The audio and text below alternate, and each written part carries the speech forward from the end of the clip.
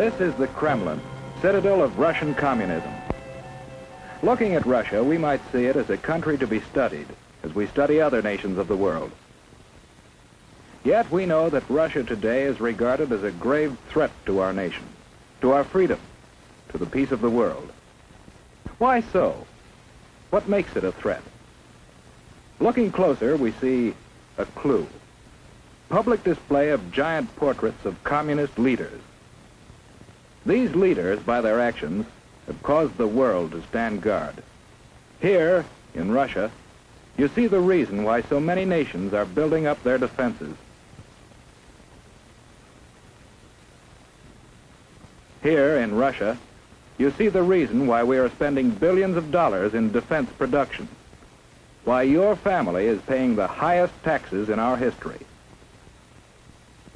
The leaders of Russia tell us their only concern is the defense of their own nation. Is this so? Or are they ambitious for world conquest? Question. A question of communism. Ever hear of Karl Marx? In his mind, communism was born more than 100 years ago. He looked at the world and saw men as divided into two classes, workers and capitalists. In the Communist Manifesto, he called upon the workers, the proletarians, to rise up and overthrow their capitalistic masters. He cried, "The proletarians have nothing to lose but their chains. They have a world to win. Working men of all countries, unite." This was the promise and the challenge of communism. In Russia, the Tsar was the government. To support the wealthy aristocracy, millions of peasants toiled in virtual slavery. The Cossacks, dreaded police of the Tsar, enforced tyrannical laws. Here was fertile ground for the ideas of communism.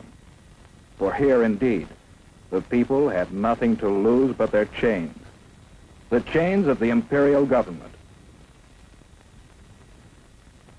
In 1914, the Tsar sent his troops into the war that swept Europe.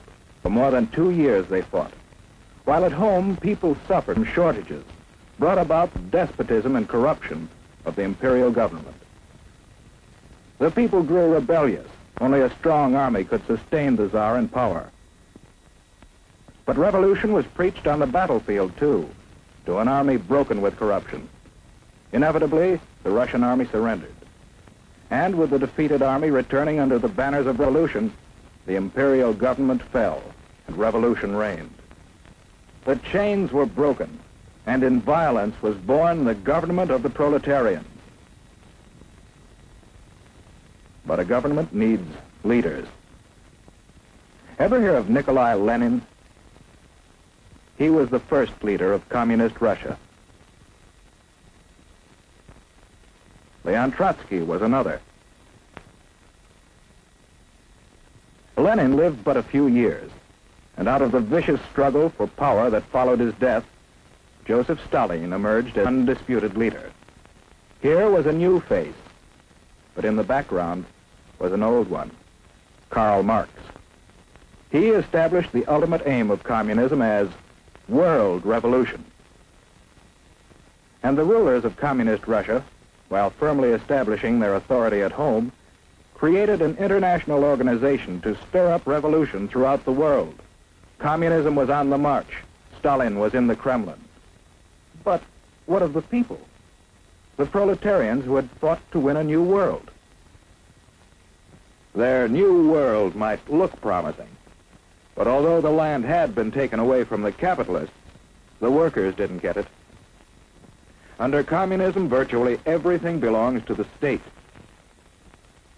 The individual has little right to own property or to plan his own life. He's told where to work with his employer.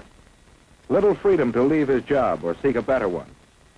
Whereas we believe, and our religions teach, that the individual is all important, communism denies religion and debases the individual to a part of the vast machine that powers the state. Children are taken early and molded to fit the machine. Here is no search for truth, The government writes the textbooks, and the children are taught to accept communism and their fate without question. The Kremlin runs all elections, and the outcome is always the same. If anyone dares to disagree, he's given a speedy trial without benefit of jury. Such traitors may be immediately executed or sent off to prison.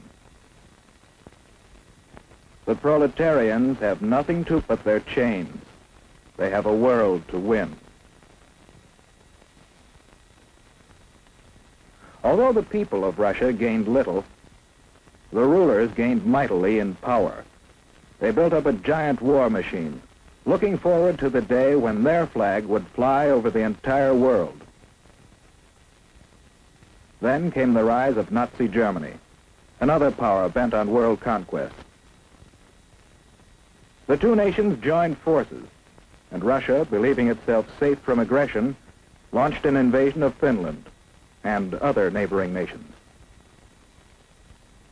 For the first time, the world learned that the communists were no longer waiting for world revolution, but were now resorting to outright military aggression to extend their power.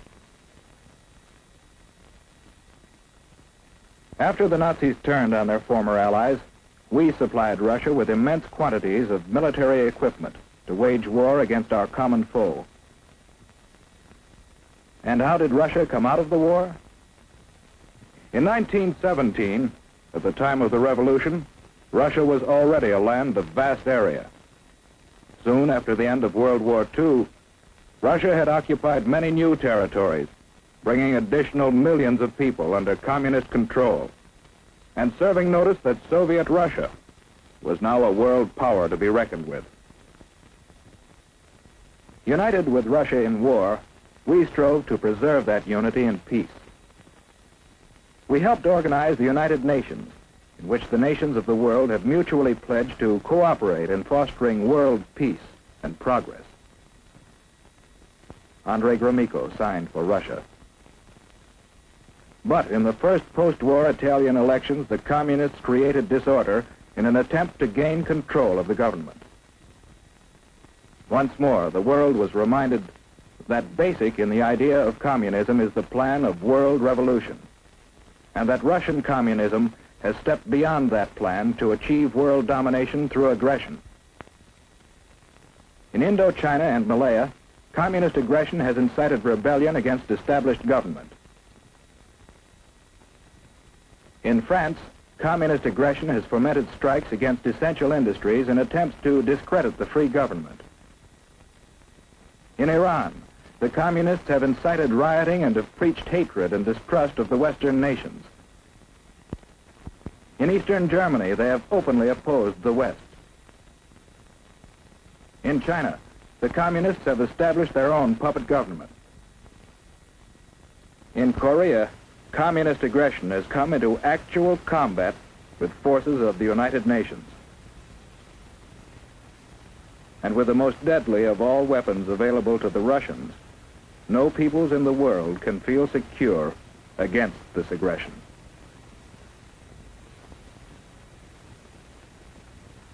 How are we meeting this challenge?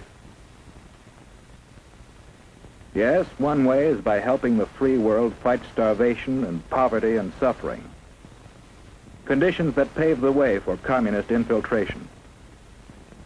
We are also supplying equipment for the free nations to develop their own resources and raise their living standards.